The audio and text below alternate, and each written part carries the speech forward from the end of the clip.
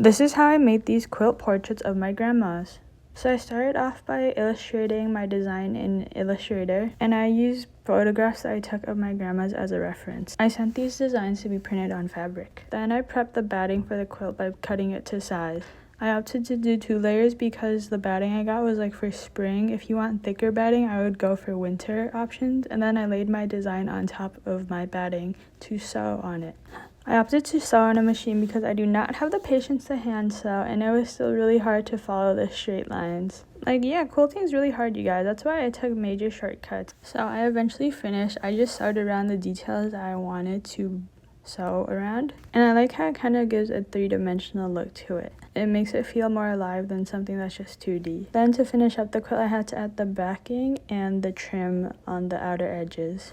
I had kind of a hard time with the corners because I couldn't figure out spatially what was going on, but I fixed my method in my second quilt. But this is how the first one ended up looking.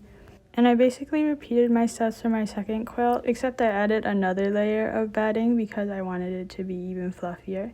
And the inspiration behind these quilts is that I've seen other portraits of people using textiles, and I wanted to make my own because I already do like visual art, but I thought this was kind of a cool way to mix different kinds of medias and different practices to create something that was memorable and beautiful. And here you can see I'm very satisfied with how much fluffier it looks. Yeah, photographs are of course one way to preserve it, but I feel like this just adds another element of life. And also just like quilts are so associated with like grandmas, so making them one is kind of like giving them what they have given me in a way.